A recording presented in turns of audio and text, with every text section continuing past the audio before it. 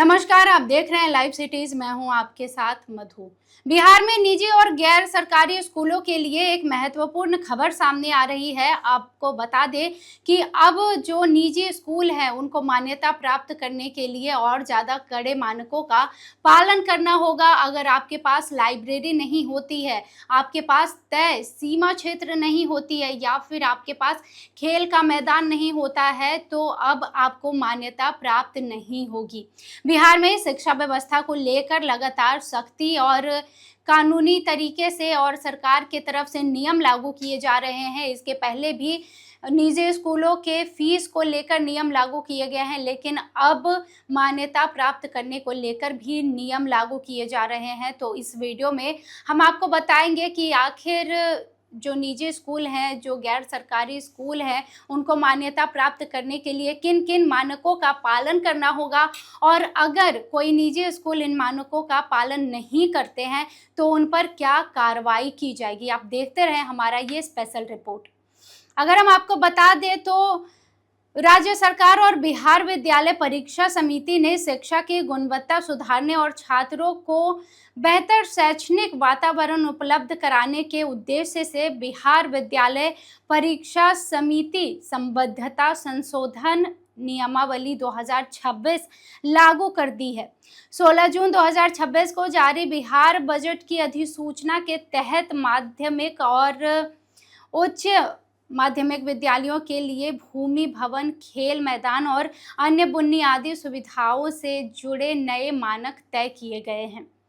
नई व्यवस्था के अनुसार ग्रामीण क्षेत्रों में उच्च माध्यमिक विद्यालय के लिए कम से कम 6000 वर्ग मीटर भूमि होनी अनिवार्य है, जिसमें 2000 वर्ग मीटर क्षेत्र खेल मैदान के लिए आरक्षित होगा।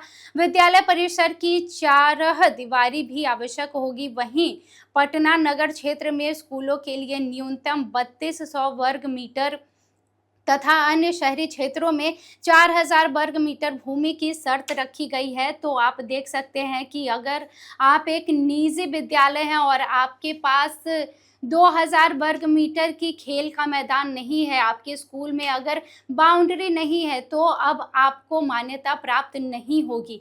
इसके अलावा और भी कुछ नियम लागू किए गए हैं। आपको बता दें कि नियमावली में ये भी स्पष्ट किया गया है कि यदि शहरी क्षेत्र में खेल का मैदान विद्यालय परिसर से अलग है तो उसकी दूरी 200 मीटर से अधिक नहीं होनी चाहिए। साथ ही छात्रों को मैदान तक पहुंचने के लिए किसी व्यस्त सड़क या राष्ट्रीय राजमार्ग को पार नहीं करना पड़े, इसका भी ध्यान रखना पड़ेगा। स्कूल की भूमिका स्वयं की रजिस्ट्री वाली अथवा कम से कम 30 वर्षों की वैध लीज पर होनी चाहिए। मतलब अगर आपके पास जो आपकी स्कूल की भूमि है उसमें अगर आपने उसे लीज पे लिया है तो कम से कम 30 साल का लीज होना चाहिए, और अगर वो आपकी है तब ठीक है। आगे आपको बता दें कि विद्यालय भवनों के लिए न्यूनतम क्षेत्रफल निर्धारित किया गया है। माध्यमिक विद्यालय के लिए कम से कम 870 वर्ग मीटर क्षेत्रफल आवश्यक है। इसके अंतर्गत 6 कक्षाएं, 3 विज्ञान प्रयोगशालाएं, 50 वर्ग मीटर का कंप्यूटर लैब और 50 वर्ग मीटर की लाइब्रेरी होना अनिवार्य है, और इसको उपलब्ध कराना भी अनिवार्य है। उच्च माध्यमिक विद्यालयों के लिए न्यूनतम 880 वर्ग मीटर तथा संयुक्त विद्यालय के लिए 1110 वर्ग मीटर क्षेत्रफल निर्धारित किया गया है।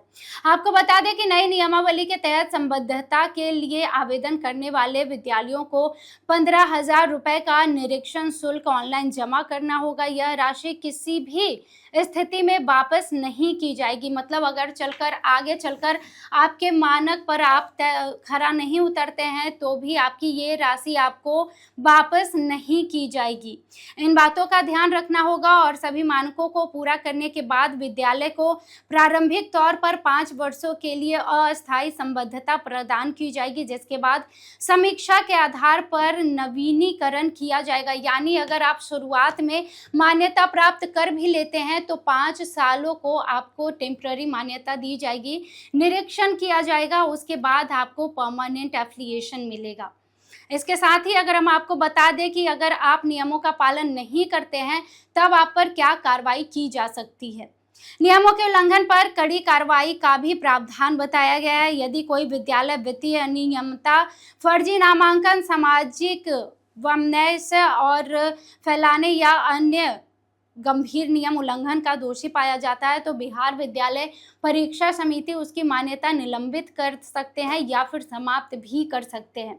समस्तीपुर के जिला शिक्षा पदाधिकारी कामेश्वर प्रसाद गुप्ता ने कहा कि नई व्यवस्था से बिना आवश्यक सुविधाओं के संचालित स्कूलों पर नियंत्रण लगेगा और छात्रों को सुरक्षित, व्यवस्थित एवं गुणवत्तापूर्ण शैक्षणिक वातावरण उपलब्ध कराई जाएगी। तो आप देख सकते हैं कि बिहार में शिक्षा व्यवस्था को लेकर सरकार सख्त है और इसको लेकर अब निजी स्कूलों के लिए मान्यता प्राप्त करने के लिए अब मानक भी तय कर दिए गए हैं। अगर आप इन मानकों का नहीं पालन करते हैं तो आपकी जो एफिलिएशन है उसे रद्द भी किया जा सकता है।